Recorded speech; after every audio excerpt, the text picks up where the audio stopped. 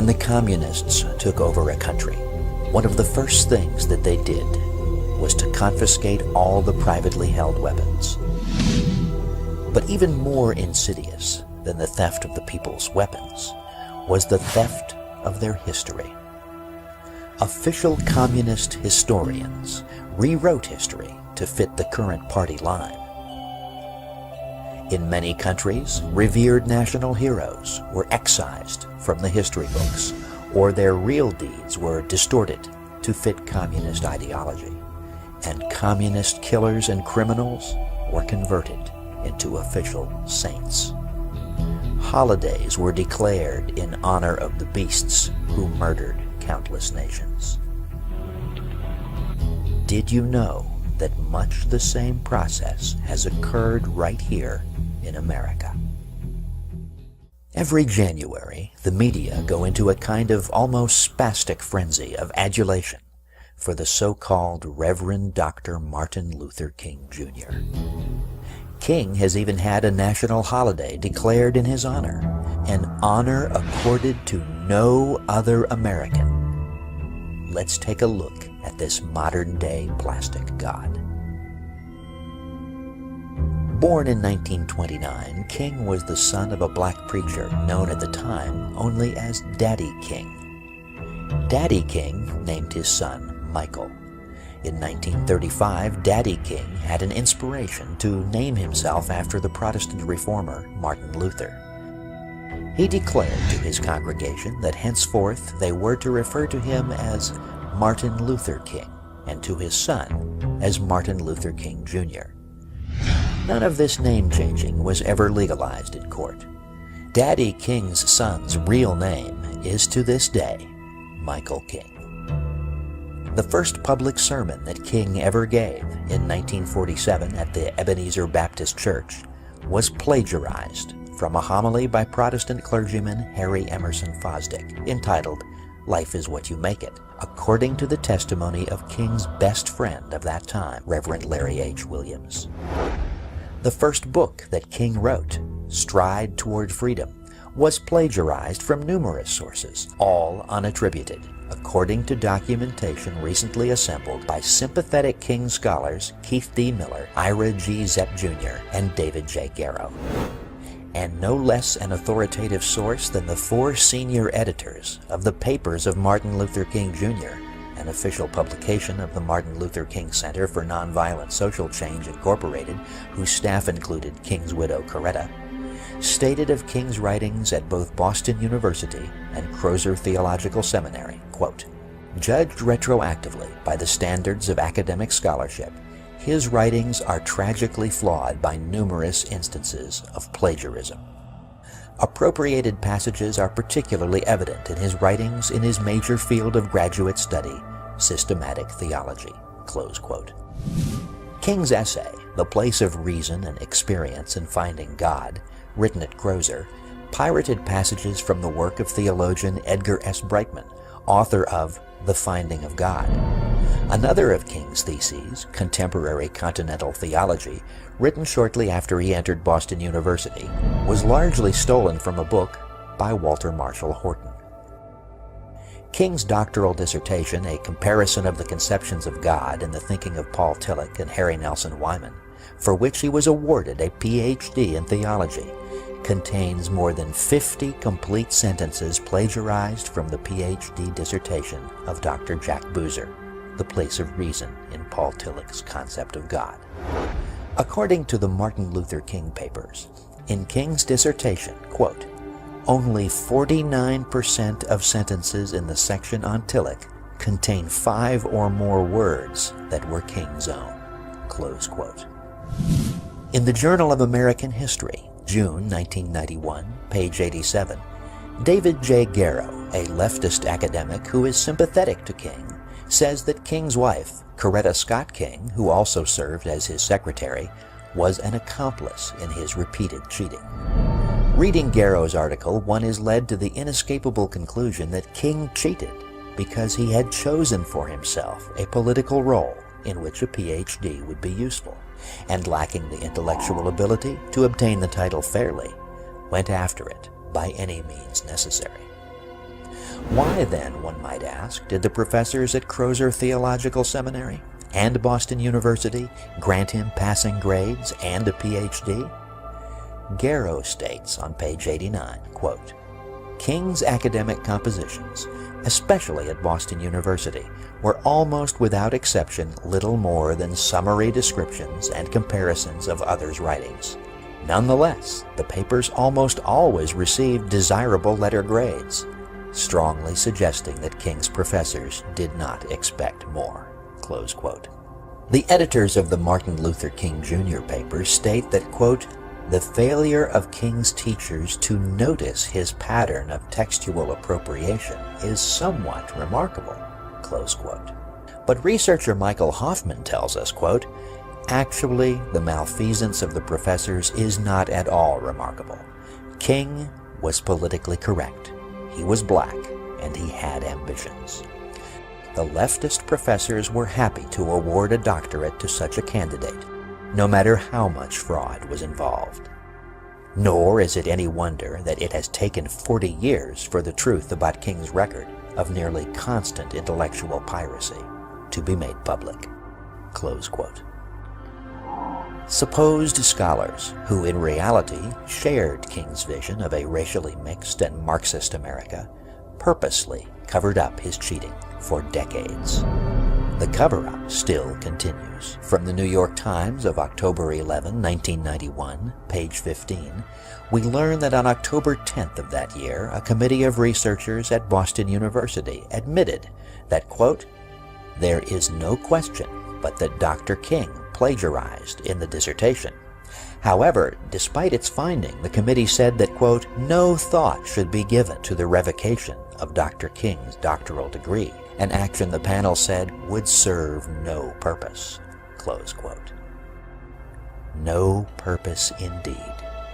Justice demands that in light of his willful fraud as a student, the titles Reverend and Doctor should be removed from King's name. Well, friends, he is not a legitimate reverend, he is not a bona fide PhD, and his name isn't really Martin Luther King Jr. What's left? Just a sexual degenerate, an America-hating communist, and a criminal betrayer of even the interests of his own people. On Labor Day 1957, a special meeting was attended by Martin Luther King and 4 others at a strange institution called the Highlander Folk School in Monteagle, Tennessee. The Highlander Folk School was a communist front, having been founded by Miles Horton, Communist Party organizer for Tennessee, and Don West, organizer for North Carolina. The leaders of this meeting with King were the aforementioned Horton and West, along with Abner Berry and James Dombrowski, all open and acknowledged members of the Communist Party USA. The agenda of the meeting was a plan to tour the southern states to initiate demonstrations and riots. From 1955 to 1960, Martin Luther King's associate, advisor, and personal secretary was one Bayard Rustin. In 1936, Rustin joined the Young Communist League at New York City College. Convicted of draft dodging, he went to prison for 2 years in 1944. On January 23, 1953, the Los Angeles Times reported his conviction and sentencing to jail for 60 days for lewd vagrancy and homosexual perversion. Rustin attended the 16th convention of the Communist Party USA in February 1957. 1 month later, he and King founded the Southern Christian Leadership Conference, or SCLC for short. The president of the SCLC was Dr. Martin Luther King Jr. The vice president of the SCLC was the Reverend Fred Shuttlesworth, who was also the president of an identified communist front known as the Southern Conference Educational Fund, an organization whose field director, a Mr. Carl Brayton, was simultaneously a national sponsor of the Fair Play for Cuba Committee, of which you may have heard. The program director of the SCLC was the Reverend Andrew Young, In more recent years, Jimmy Carter's ambassador to the UN and mayor of Atlanta. Young, by the way, was trained at the Highlander Folk School, previously mentioned. Soon after returning from a trip to Moscow in 1958, Rustin organized the first of King's famous marches on Washington. The official organ of the Communist Party, the Worker, openly declared the march to be a communist project. Although he left King's employ as secretary in 1961, Rustin was called upon by King to be second in command of the much larger March on Washington, which took place on August 28, 1964. Bayard Rustin's replacement in 1961 as secretary and advisor to King was Jack Odell, also known as Hunter Pitts Odell. According to official records, in 1962, Jack Odell was a member of the National Committee of the Communist Party USA. He had been listed as a Communist Party member as early as 1956. Odell was also given the job of acting executive director for SCLC activities for the entire Southeast, according to the St. Louis Globe-Democrat of October 26, 1962. At that time, there were still some patriots in the press corps, and word of Odell's party membership became known. What did King do? Shortly after the negative news reports, King fired Odell with much fanfare. And he then, without the fanfare, immediately hired him again as director of the New York office of the SCLC, as confirmed by the Richmond News Leader of September 27, 1963. Also in 1963, a black man from Monroe, North Carolina, named Robert Williams, made a trip to Beijing, China. Exactly 20 days before King's 1964 March on Washington, Williams successfully urged Mao Zedong to speak out on behalf of King's movement. Mr. Williams was also around this time maintaining his primary residence in Cuba, from which he made regular broadcasts to the southern United States 3 times a week from high-power AM transmitters in Havana under the title Radio Free Dixie. In these broadcasts, he urged violent attacks by blacks against white Americans. During this period, Williams wrote a book entitled Negroes with Guns. The writer of the foreword for this book? None other than Martin Luther King, Jr. It is also interesting to note that the editors and publishers of this book were to a man all supporters of the infamous Fair Play for Cuba Committee. According to King's biographer and sympathizer, David J. Garrow, quote, King privately described himself as a Marxist, close quote.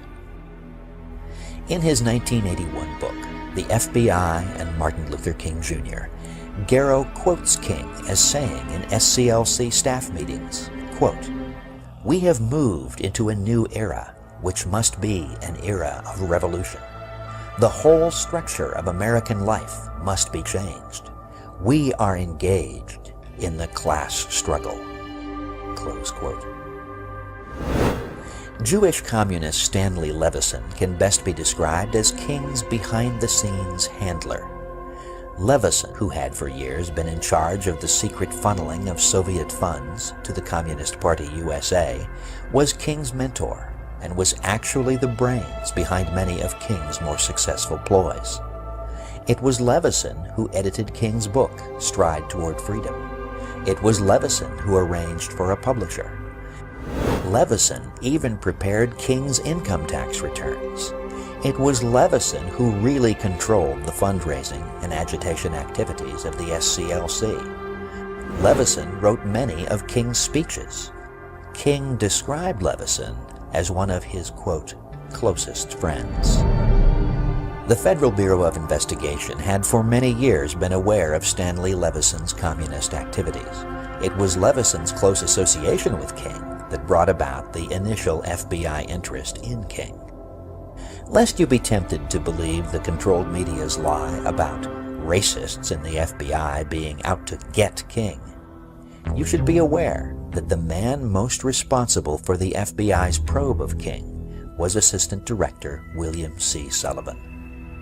Sullivan describes himself as a liberal and says that initially, quote, "I was 100% for King because I saw him as an effective and badly needed leader for black people in their desire for civil rights," close quote.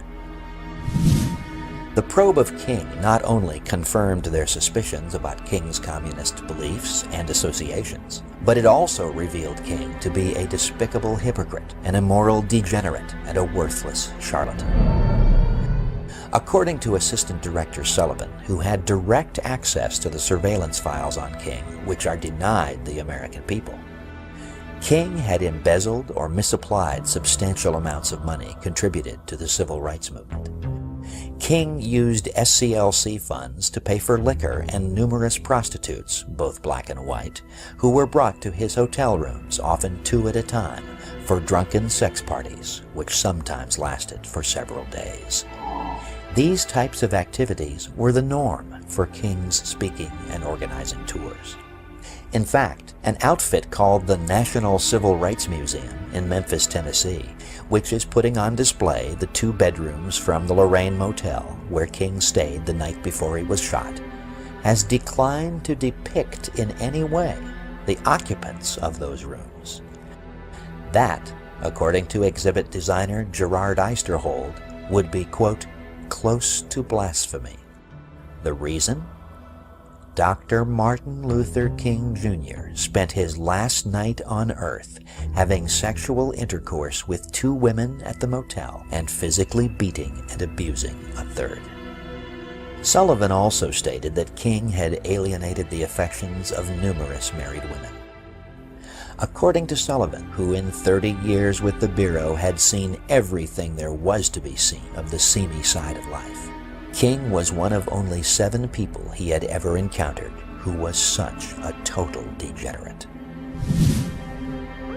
Noting the violence that almost invariably attended King's supposedly non-violent marches, Sullivan's probe revealed a very different King from the carefully crafted public image. King welcomed members of many different black groups as members of his SCLC, many of them advocates and practitioners of violence. King's only admonition on the subject was that they should embrace, quote, "tactical nonviolence," close quote. Sullivan also relates an incident in which King met in a financial conference with Communist Party representatives, not knowing that one of the participants was an infiltrator actually working for the FBI. J. Edgar Hoover personally saw to it that documented information on King's communist connections was provided to the President and to Congress, and conclusive information from FBI files was also provided to major newspapers and newswire services. But were the American people informed of King's real nature? No, for even in the 1960s, the fix was in. The controlled media and the bought politicians were bound and determined to push their racial mixing program on America. King was their man, and nothing was going to get in their way. With a few minor exceptions, these facts have been kept from the American people. The pro-King propaganda machine grinds on, and it is even reported that a serious proposal has been made to add some of King's writings as a new book in the Bible. Ladies and gentlemen, the purpose of this radio program is far greater than to prove to you the immorality and subversion of this man called King. I want you to start to think for yourselves. I want you to consider this. What are the forces and motivation behind the controlled media's active promotion of King? What does it tell you about our politicians when you see them almost without exception falling all over themselves to honor King as a national hero? What does it tell you about our society when any public criticism of this moral leper and communist functionary is considered grounds for dismissal? What does it tell you about the controlled media when you see how they have successfully suppressed the truth and held out a picture of King that can only be described as a colossal lie? You need to think, my fellow Americans. You desperately need to wake up.